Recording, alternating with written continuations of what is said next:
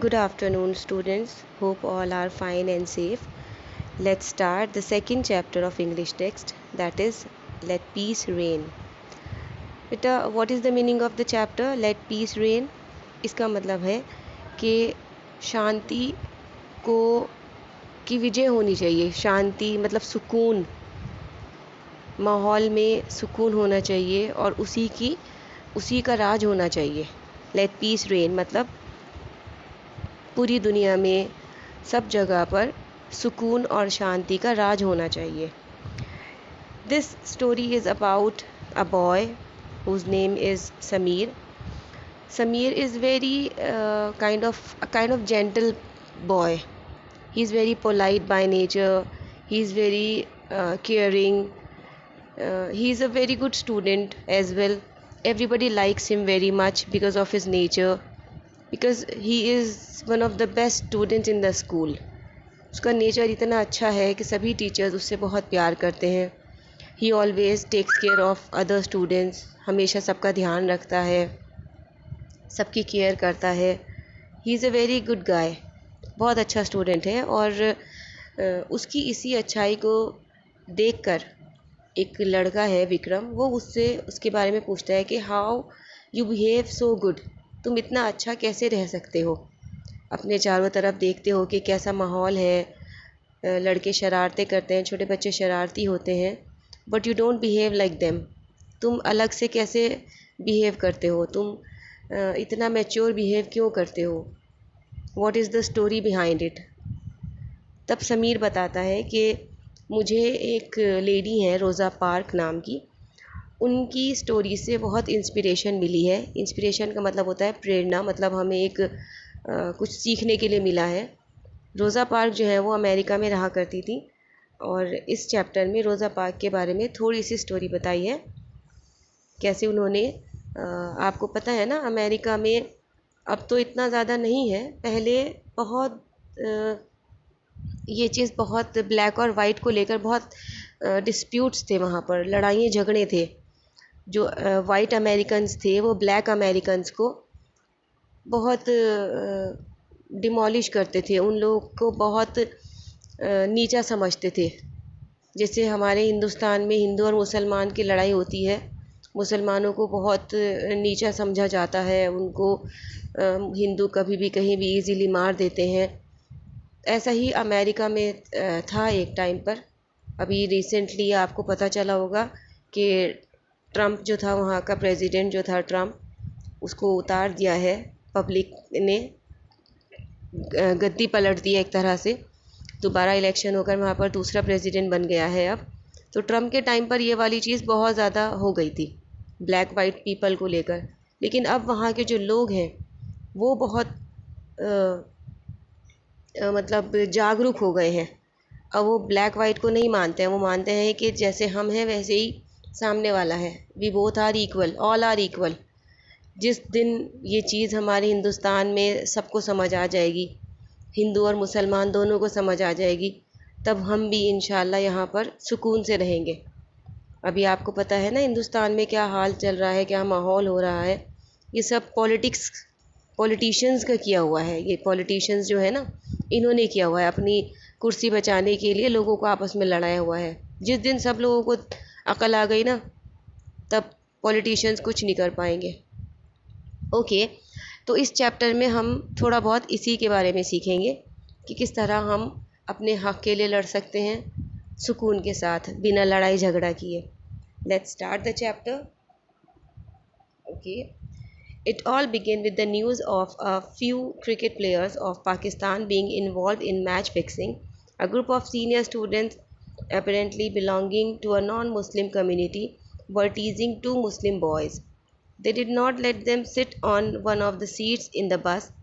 These two boys did not retaliate. Sameer and the rest of the students in the school bus witnessed the entire scene, but no one intervened. Sameer decided to talk to the bullies later in the school. He did not want to create any embarrassing scene in front of other students. कुछ students school bus में जा रहे थे, उनमें जो दो non Muslim students थे उस वक्त ऐसा हुआ था कि क्रिकेट मैच हुआ था एक इंडिया पाकिस्तान का। उसमें पाकिस्तान के कुछ ये अफवाहें उड़ी थी कि पाकिस्तानी टीम ने मैच फिक्सिंग की है। मैच फिक्सिंग तो आपको पता ही होगा, पैसे लेकर हार गए हैं, कुछ इस तरह का सीन था। तो पाकिस्तान की टीम को मुसलमान बहुत सपोर्ट करते हैं हिंदुस्तान में। वो सोचते हैं कि ये मुसलमान भाई हैं, चलो भाई हमें इनका सपोर्ट करना चाहिए, लेकिन ये गलत बात है। हमें अपनी टीम का सपोर्ट करना चाहिए, वेदर दे आर हिंदू और मुस्लिम। हम हिंदुस्तानी हैं, हिंदुस्तान में रह रहे हैं, इंडिया में रह रहे हैं, तो अपनी टीम को सपोर्ट करना चाहिए। अल्लाह का भी फरमान है, जिस मुल्क में रह रहे हो उसी का सपोर्ट करो। दूसरे मुल्क का हम क्यों सपोर्ट करें? वहाँ वाले पाकिस्तानी कौन सा इंडियन टीम को सपोर्ट करते हैं? और ये भी नहीं, हमें अपनी अपनी दिमाग का इस्तेमाल करना चाहिए। हम हिंदुस्तान में रह रहे हैं, हिंदुस्तानियों का सपोर्ट करना चाहिए, है ना। तो कुछ बस में दो लड़के मुस्लिम्स थे, तो कुछ लड़के जो लड़के थे उन्हें टीज़ कर रहे थे, उन्हें छेड़ रहे थे कि तुम्हारी टीम हार गई, ऐसे ऐसे करके। तो वहाँ पर जो एक बच्चा है समीर, वो ये सब कुछ देख रहा था, उसे बुरा भी लग रहा था, लेकिन उसने कुछ नहीं कहा। उसने सोचा कि मैं इन लोगों से बाद में बात करूँगा स्कूल में, अभी सबके सामने बात करना ठीक नहीं है। Samir handled the situation quite maturely. He did not take the matter to the principal office. He simply asked the other boys to step into the shoes of the boys they were teasing and humiliating for no fault of theirs. All the boys felt ashamed of their behavior. From then on, Vikram, one of those boys, began looking up to Samir as his role model. Vikram also happened to be the sports captain of the school. Sameer ने पूरी situation को बहुत अच्छे से handle किया। उसने उन बच्चों को अलग ले जाकर समझाया कि तुम उनकी उनकी जिस जगह पर वो मुस्लिम बॉयज़ हैं उनकी सिचुएशन में जाकर अपने आप को रख कर देखो, उनकी कोई गलती नहीं है। पाकिस्तानी टीम ने जाकर मैच फिक्सिंग की और उसका ब्लेम तुम दूसरों पर डाल रहे हो, और वो दोनों अकेले होने की वजह से कुछ कह भी नहीं पाए। तो हम लोगों को ये चीज़ समझनी चाहिए। वो हिंदुस्तानी हैं, हमारे स्कूल मेट्स हैं, हमारी बस में आते हैं हमारे साथ, हमें उनका सपोर्ट करना चाहिए या दूसरों की वजह से उनको टीज़ करना चाहिए? That's very bad. अच्छी बात नहीं होती है ये, किसी और की वजह से किसी और को परेशान करना। जिसकी गलती है वो तो आराम से बैठे हुए हैं, जिनकी गलती नहीं है सिर्फ सेम कम्युनिटी के होने की वजह से उनको बातें सुननी पड़ती हैं, है ना। तो उसकी इन सब चीज़ों को लेकर उन्हीं लड़कों में से एक विक्रम नाम का लड़का था, जो उसकी इस बात से बहुत इंस्पायर हुआ और उसको अपना रोल मॉडल मानने लगा। रोल मॉडल बोलते हैं एक ऐसा इंसान जिसके जैसा हम बनना चाहते हैं। Okay. One day after school he had a long conversation with Sameer. एक दिन स्कूल के बाद उन लोगों ने आपस में बातचीत की। तो विक्रम ने समीर को बोला, hi Sameer, can I stand with you and have a talk? Samir, sure, why not? Vikram, actually I have something to confess. Samir, go on, tell me. Vikram, the other day you made me realize how I was misusing my power and indulging in wrong way of having fun. I came to understand why students and teachers admire you. I too want to improve my behavior and be what other expects me to. Sameer और विक्रम में बातचीत होती है। विक्रम कहता है कि मैं तुमसे बहुत इंस्पायर हूँ, तुम बहुत अच्छे बच्चे हो और तुम्हारी बातें मुझे बहुत अच्छी लगी हैं। तुम्हारी बातों को देखकर मुझे महसूस हुआ है कि टीचर्स तुम्हें क्यों पसंद करते हैं। टर्न योर पेपर बेटा। Sameer, my friend, you first need to look into yourself and ask yourself what you expect yourself to be. I guess you're right again. Both have a good laugh. So, what do you want to talk about? Would you mind if I ask you something personal? Vikram, aren't we already have a personal to person talk? Samir, I also admire your wit and sense of humor. Samir smiles. I wanted to know who your role model is. What has inspired you to be so unbiased and fair in your dealings with situations? Samir said, I took up too many people and count it unfortunate to have never got the opportunity to meet one of those people. Of course, there are people who do inspire me even now, but the ones who have left a mark upon my heart and mind are those of the past. I am greatly inspired by the lives of Mother Teresa, Gandhi ji, Martin Luther King Jr., and Rosa Parks. अब दोनों में बातचीत होती है। विक्रम कहता है कि मैं तुम्हें अपना रोल मॉडल बनाना चाहता हूँ, तुम्हारे जैसा बनना चाहता हूँ। समीर कहता है कि पहले आपको अपने अंदर झांकना चाहिए कि आप खुद से क्या चाहते हैं, आपको चाहिए क्या। वो दोनों आपस में बातचीत करते हुए फिर समीर बताते हैं कि मेरे बहुत सारे रोल मॉडल्स हैं अलग अलग फील्ड्स में। मैं गांधी जी को बहुत मानता हूँ और मार्टिन लूथर को बहुत मानता हूँ, मदर टेरेसा को मानता हूँ, और एक और नाम लिया रोज़ा पार्क। इन लोगों से मैं बहुत इंस्पायर हूँ। विक्रम पूछता है कि रोज़ा park is she someone you know personally, क्योंकि रोज़ा पार्क इतना कोई फेमस नहीं हुई है, वो कोई फेमस पर्सनैलिटी नहीं थी। एक अमेरिका में रहती थी, वो सिंपल सी लेडी थी। तो उनके बारे में पूछते हैं कि रोज़ा पार्क को आप पर्सनली जानते हैं। समीर कहता है not now you too have a sense of humour, I guess you haven't heard of Rosa Park because she is a recent addition in history books, I read her biography last year. Vikram, I understand all these people you named worked for peace in their own special way. Mother Teresa for peace in one's heart and soul. Gandhiji for peace amongst countrymen and fellow humans. Martin Luther King Jr. too, as he was greatly inspired by Gandhiji and Rosa Parks. Will you tell me how she touched your life? Vikram कहता है कि मैं इन सभी को जानता हूँ। गांधी जी ने किस तरह से शांति का प्रचार करके अंग्रेज़ों को भगाया था यहाँ से, हिंदुस्तान में सुकून के साथ आंदोलन करके आज़ादी दिलवाई थी। मार्टिन लूथर ने किस तरह से अपनी ज़िंदगी में सुकून और शांति के साथ सारे आंदोलन करके बहुत अच्छे अच्छे काम किए थे।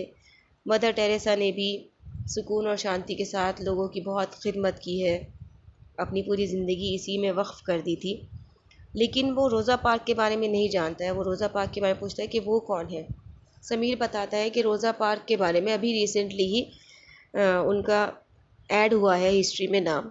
वो इतनी फेमस नहीं थी लेकिन रिसेंटली फेमस हुई है जब से उनका एक केस हुआ था। फिर समीर उनको बताना शुरू करता है।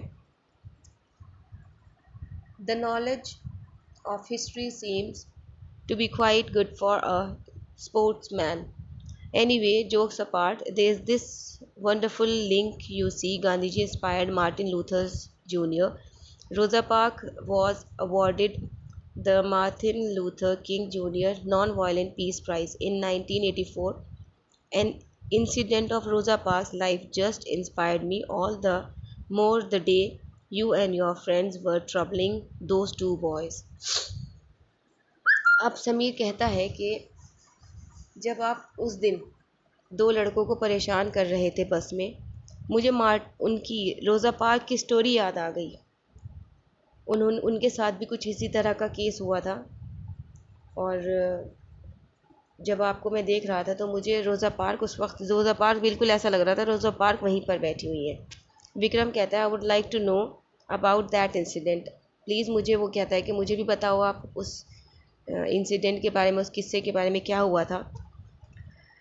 Now Sameer tells, Rosa Parks was an energetic and independent Indian young woman who worked as a seamstress for a departmental store. She used to commute by the city bus to go home. One evening she boarded the bus and she settled on the seat in the middle of the bus. African American people who were called blacks were allowed to sit in this section as long as no white person was standing. After a while, the bus got full. The driver noticed that all the seats in the whites only section were occupied and more white people had just climbed aboard. One of those white men was standing. The driver shouted aloud at the people in Mrs. Parks' row to move to the back of the bus where there were no seats. No one moved at first, but when the driver shouted even louder, they all got up except Mrs. for Rosa Parks. रोज़ा park एक African American lady थी, मतलब black women थी वो। Black और white पता है ना, अमेरिका में जो अफ्रीकन्स रहते हैं, अफ्रीकन अमेरिकन्स, अमेरिका में दो तरह के लोग रहते हैं, एक गोरे और एक काले। वहाँ पर गोरे काले की लड़ाई बहुत होती है। अफ्रीकन्स थोड़े डार्क कॉम्प्लेक्शन होते हैं और जो अमेरिकन्स हैं वो पूरे वाइट कॉम्प्लेक्शन होते हैं। तो उनमें ये वाली लड़ाई होती थी, अब नहीं होती है। अब तो जो वाइट लोग हैं ना, जो अमेरिकन वाइट अमेरिकन्स हैं, वो ही ब्लैक अमेरिकन्स के लिए लड़ते हैं, उनके लिए आंदोलन करते हैं। ओके, तो ये बहुत पुरानी बात है, बहुत साल पुरानी बात है कि वो अपने घर से अपनी शॉप पर, वो शॉप पर काम करती थी, बुनाई का, सिलाई बुनाई का काम करती थी वो। तो वहाँ पर अपनी शॉप पर जाते हुए बस से जाया करती थी, बस से सफ़र करती थी वो। तो उस टाइम बस में ऐसा होता था बेटा कि बस में ना कुछ सीट्स रिज़र्व होती थी ब्लैक के लिए और कुछ सीट्स रिज़र्व होती थी वाइट के लिए। मतलब वहाँ पर सेक्शंस बने होते थे कि यहाँ पर काले लोग बैठ सकते हैं, यहाँ पर गोरे लोग बैठ सकते हैं, इस तरह का था। तो रोज़ा पार्क जब बस में गई, बस खाली थी, वो अपनी ब्लैक सेक्शन में जाकर बैठ गई, जहाँ पर उनकी सीट थी वहाँ पर वो बैठ गई। थोड़ी देर के बाद बस फुल होती चली गई और बहुत सारे वाइट लोग वहाँ पर उसमें आ गए। तो ड्राइवर ने आवाज़ देकर कहा कि भाई पीछे चले जाइए सब लोग, और जो वाइट पीपल हैं उनको बैठने की जगह दीजिए। तो रोज़ा पार्क नहीं उठी, वो बैठी नहीं अपनी सीट पर, और बाकी सब चले गए उठकर। उन्होंने बोला कि मैं क्यों उठूँ भाई मैं अपनी सीट पर बैठी हूँ, मेरा भी हक़ है, मैं भी इंसान हूँ, जैसे ये अमेरिकन है मैं भी अमेरिकन हूँ। सिर्फ इसलिए कि मेरा कॉम्प्लेक्शन डार्क है आप मुझे उठा रहे हैं, ये वाइट है तो ये तो फेयर नहीं है, मैं नहीं उठूँगी, मैं बिल्कुल नहीं उठूँगी, मैं नहीं जाऊँगी। उन्हें लोगों ने बहुत धमकाया, घबराया, उनको धमकियाँ दी कि आप उठ जाओ। वो कहने लगे कि नहीं मैं नहीं उठूँगी, मैं यहीं बैठी रहूँगी।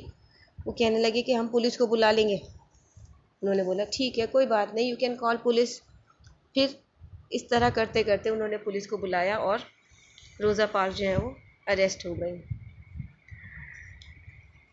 Mrs park had made up her mind that she wouldn't give in as she had enough of that sort of discrimination. She had faced the same problem with the same driver earlier too. She had meekly vacated her seat then. This time would mark the beginning of a boycott. Boycott क्या होता है बेटा? Boycott का मतलब होता है किसी चीज़ से बिल्कुल अपना लेन देन ख़त्म कर देना। उन्होंने बोला, मिसेस रोज़ा पार्क ने बोला कि अब मैं बॉयकॉट शुरू कर दूंगी। पहले भी इस ड्राइवर ने इसी तरह के ड्राइवर्स ने और इस ड्राइवर ने भी इस तरह से बहुत परेशान किया है। वाइट पीपल के आने के बाद ब्लैक पीपल को खड़ा कर दिया है कि आप उठिए, वाइट को बिठाइए। इस टाइम रोज़ा पार्क का माइंड चेंज हो गया था। वो कहने लगी थी कि अब मैं हिम्मत नहीं हारूंगी, अब मैं बिना बात के जुल्म का शिकार नहीं बनूंगी और अब बाइकआउट करेंगे। बाइकआउट किस तरह से करेंगे कि वो लोग बसेस में नहीं जाएंगे। कुछ ब्लैक पीपल ने ये डिसाइड किया कि वो लोग बस में ट्रैवल करना ख़त्म कर देंगे। Yes, the driver was enraged with Rosa Parks' reply and stopped the bus. Many people got off the bus and in a matter of minutes 2 policemen got into the bus. The driver told them how she behaved stubbornly. What happened then? What do you think happens? Mrs.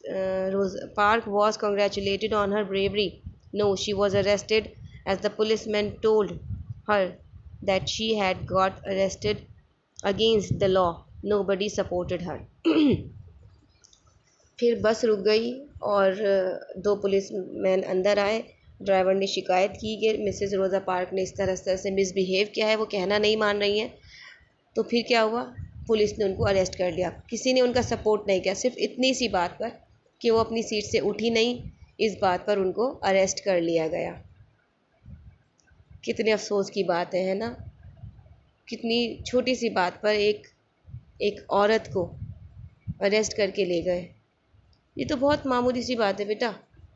आपको अगर पता करना हो कि black white के बीच में क्या क्या हुआ है अमेरिका में, तो आप बुक्स निकाल कर देखिएगा, पढ़िएगा कितना जुल्म हुआ है वहाँ पर, किस तरह से ब्लैक के ऊपर कितना जुल्म किया है। छोटे छोटे बच्चों को मार दिया, प्रेग्नेंट लेडीज़ को मार दिया, बूढ़ों को मार दिया, जवानों को मार दिया, सब बहुत ज़्यादा जुल्म, जिंदा जला दिया, खड़े खड़े आग लगा दी। इतना जुल्म हुआ है, और वही जुल्म और सितम यहाँ हिंदुस्तान में हो रहा है मुसलमानों के ऊपर। ये सब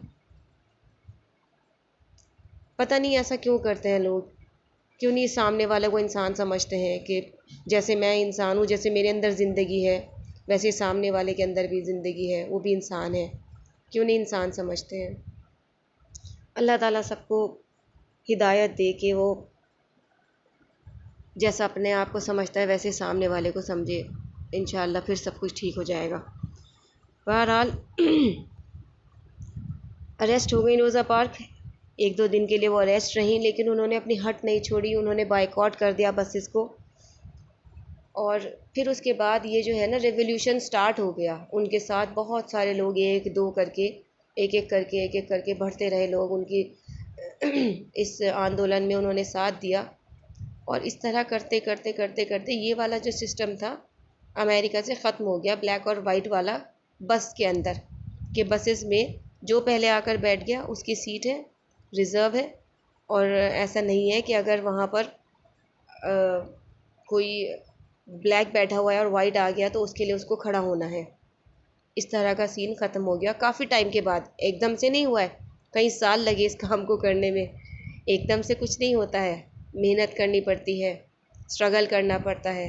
it takes a lot of time. कई साल लगे रोज़ा पार्क को ये स्ट्रगल करने में, और उसके बाद वो फाइनली कामयाब भी हो गई। जब हम कोई काम करते हैं, किसी चीज़ का बेड़ा उठाते हैं, अल्लाह ताला मदद करते हैं। सच्चे दिल से नेक काम करने जब हम निकलते हैं तो अल्लाह ताला हमारी मदद करते हैं, but it takes a bit time. ऐसे नहीं होता है कि चुटकी बजाते कोई काम नहीं होता है, टाइम लगता है सब कुछ करने में। रोज़ा पार्क को अपनी इस ब्रेवरी के लिए अवार्ड भी मिले, और उन्हें बहुत जाना जाने लगा है। अब तो रोज़ा पार्क बहुत फेमस हो गई हैं, और उनकी इस चीज़ के लिए उन्हें अमेरिकन सिविल राइट्स मूवमेंट का नाम दिया गया। ठीक है, she was truly the mother of American civil rights movement. उनकी इस बहादुरी से समीर बहुत इंस्पायर हुआ था। इस काम से समीर बहुत इंस्पायर हुआ था कि कितने ब्रेवली उन्होंने ये काम किया था। वो बिल्कुल नहीं डरी थी, और यही समीर की ख्वाहिश रहती थी कि वो भी इसी तरह अच्छे काम करे। Now Vikram said, I must admit that I am truly inspired by her courage and strength. All leaders should learn from her story. The mayor of Detroit herself hailed her courage and strength and said, just by a simple act of sitting down, she stood up for so many people. In 1999, the US Senate described as a living icon of freedom in American. She was truly the mother of American civil rights movement. Now Vikram said, thank you for sharing this story, this true story that has driven you so to stand up for those who are troubled without reason. I'll do the same. I think we should share this story in the morning assembly so that all the students learn what I learned. Also for those who behave the way my friends and I did a couple of days back, and those who bully junior students, this will be an eye opener. Glad to hear that Vikram. May peace be with you always. Sameer कहता है कि विक्रम कहता है कि मैं बहुत खुश हूँ, थैंक यू सो मच, आपने मुझे बहुत अच्छी स्टोरी सुनाई है, इससे मुझे बहुत कुछ सीखने के लिए मिला है। और वो ये डिसाइड करते हैं कि हम ये स्टोरी असेंबली में बताएंगे, जिससे जो बच्चे बदतमीज़ी करते हैं, दूसरों पर जुल्म करते हैं, बिना बात के लड़ते हैं, उनको कुछ ना कुछ इससे सीखने के लिए ज़रूर मिलेगा। और मुझे उम्मीद है कि इस चैप्टर से मेरे बच्चों को भी कुछ ना कुछ सीखने के लिए ज़रूर मिलेगा। प्लीज़ अगर आपको कुछ समझ नहीं आया है तो वीडियो दोबारा से आप अच्छे से सुन लीजिएगा, इंशाल्लाह आपको इस चैप्टर से कुछ ना कुछ सीखने के लिए ज़रूर मिलेगा। अल्लाह ताला हम सबको हिदायत दे कि हम सब अच्छे काम करें, लोगों पर नागहानी जुल्म ना करें। अगर कहीं पर जुल्म होते देखें तो कोशिश करें कि हम वहाँ से उस जुल्म को ख़त्म करने की कोशिश करें, लोगों को समझाएं कि ये सही नहीं है, गलत है। सबसे पहले तो हमें अपने आप को समझाना है, हमें किसी और को नहीं समझाना है। सबसे पहले हमें अपने आप को सीधा करना है, अपने आप को सुधारना है। जो हमारे अंदर गलतियाँ हैं, हमारे अंदर कमियाँ हैं, उन्हें दूर करना है। दूसरों को हम बाद में सुधारेंगे, है ना। ठीक है, तो this is the chapter all about. Tomorrow इंशाल्लाह I'll send you the work of, not of this chapter, I'll send you some work of English grammar, and belonging this chapter the work will be sent you shortly. Till then take a very good care of your health. आजकल मौसम बहुत ख़राब चल रहा है, अपने खाने पीने का ध्यान रखिए। टेक हेल्दी फूड, ठंडा पानी मत पीजिए, और बहुत ध्यान रखिए। मम्मी पापा के इंस्ट्रक्शंस को फॉलो कीजिए, बड़े आपकी बेहतराई के लिए बताते हैं। ठीक है बेटा, take a very very good care of your health. अल्लाह हाफिज़, गुड बाय।